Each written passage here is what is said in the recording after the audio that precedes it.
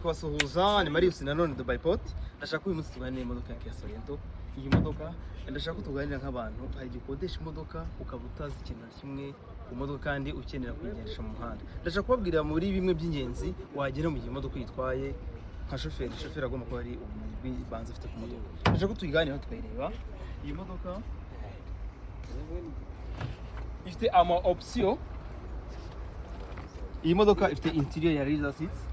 Mu bintu ugomba kumenya kugira ngo wenda nka consommation yawe zo kukorohera, iyi modoka mu gihe uri bugende mu mihanda udakeneye imbaraga nyinshi, utari bugiye mu ntara ahantu hari imihanda iranguye nko muri Kigali, iyi modoka ugomba kujyana muri eco-mode.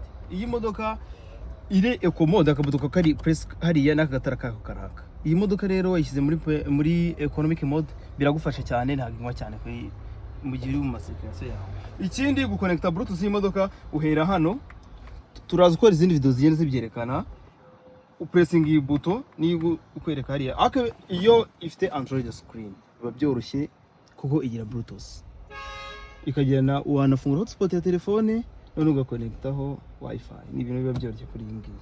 Ubwo ikindi air conditioning system ni iyi ngiyi, nta bintu bikomeyemo. Itwara nk'imodoka automatique yose.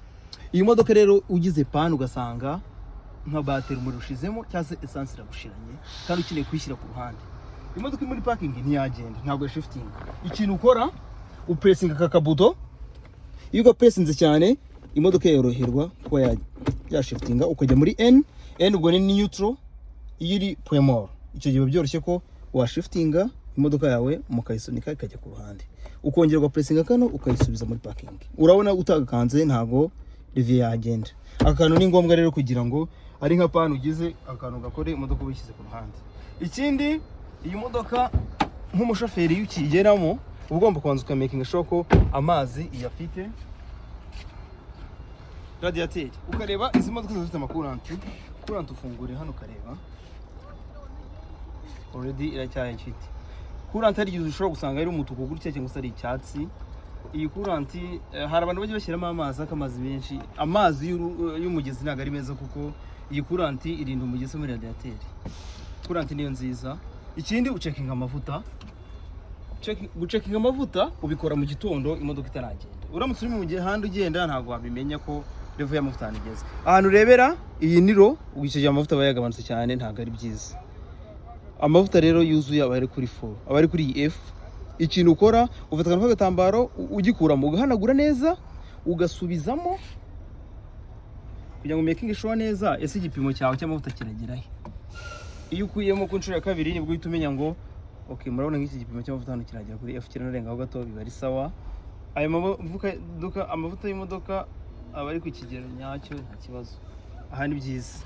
Okay, ibindi bintu ugomba kureba, reka turebe iyi modoka ya Sorento igira imyanya 7. Reka mbereke mu myanya 7 ukuntu ushobora gufungura abagenzi b'inyuma bashaka kujyamo. Reka tubirebe hano inyuma.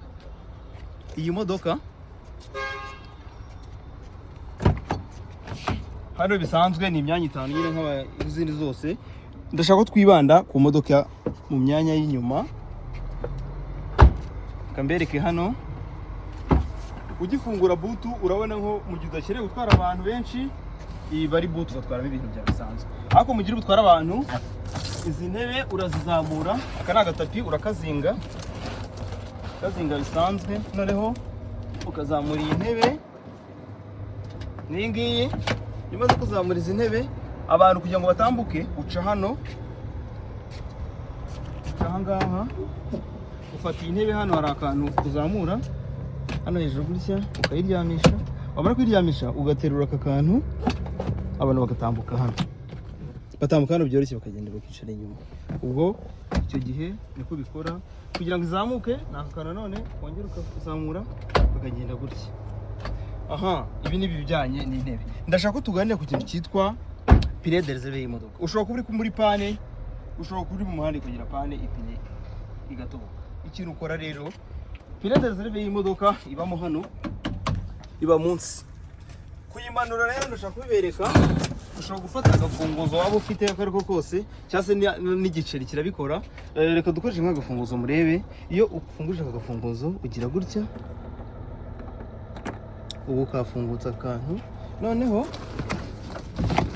kagashyira ku ruhande ugafungura hano habamo uteyaje. teyaje rero turakoresha urufunguzo rw'ipine. Urufunguzo rw'ipine ikintu turukoresha tugiye gufungura iriya pine de zeve imanuke. Kumanuka turafungura gutya. Ubu gutya ni gufungura ipine irimo kumanuka. Buri urebye neza hasi yatangiye kuza. Pine de zeve ngiyi yamanutse. Iyo yamanutse ubwo urakomeza kugeza igeze hasi neza, nibwo ubasha kuba wayakisesinga kugira ngo uyikuremo.